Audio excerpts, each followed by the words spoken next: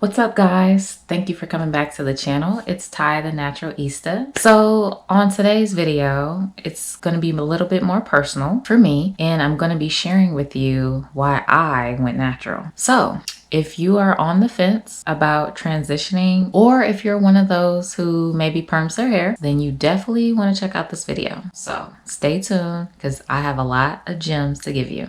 All right, so let's get into the video. So first, we're going to be talking about why I went natural, 2, what is fibroids, and 3, kind of, what fibroid does to our bodies, and so forth and so on.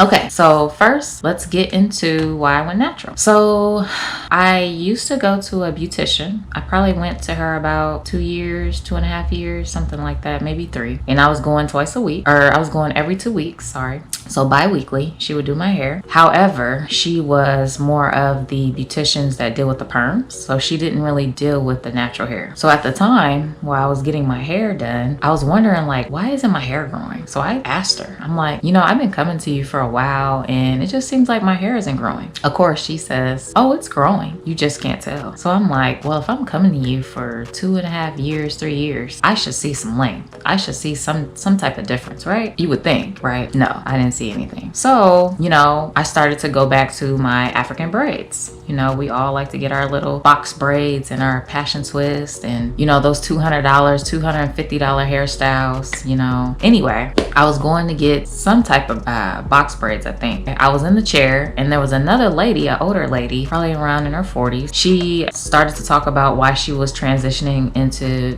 being natural. And so I just started listening to her and she started to talk about fibroids. So I'm like, fibroids. She's like, yeah, perms cause fibroids and, those are bad for women. And that's why I'm transitioning to natural and I will not be getting any more perms. And, at the time, I didn't know what fibroids was, nor did I even go look it up. So if you ever hear somebody talking about something, make sure you go look it up. Don't just take their word for it. Just like right now, go look up what I'm talking about. Don't just take my word for it. But anyway, she started to say that and it just stuck with me. I knew it wasn't good for our bodies, but I didn't do my due diligence to go find out why fibroids was bad. So with that being said, I'm here today to bring you some gems about fibroids and why you shouldn't perm your hair. Okay, so fibroids can cause, problems with pregnancies. They can also lead up to miscarriages because if a fibroid is down there, it will basically kick your baby out so the fibroid can continue to grow. So that's just one thing to keep in mind, that it can definitely,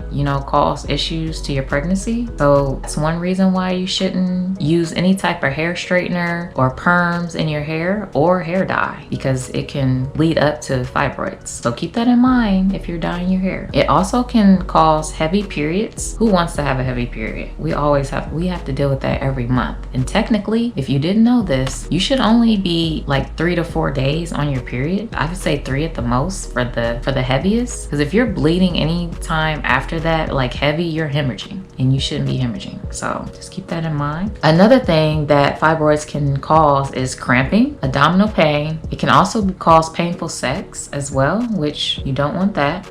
And it can also cause you to have an urge to urinate because those fibroids are just sitting down there. So as I was doing my research, right, I stumbled upon a statement stating why the scientists didn't know why fibroids occur into women's bodies. Kind of chuckled. I'm like, really? So I kept digging and I happened to find that perms increase estrogen levels. So anytime your estrogen level is increased out of the ordinary, that will cause fibroids. And they say, we don't know what's causing it. Well, connect the dots. It don't take a rocket scientist to figure that out. But obviously, I don't think they wanted to just blatantly tell us that perms is going to cause fibroids. But if you connect the dot, by perms increasing your estrogen level, it will produce fibroids. So just keep that in mind. And guess what else? We have a 31% chance of catching this disease if you continue with these methods. But you have to stay tuned to the end of the video to find out what it is.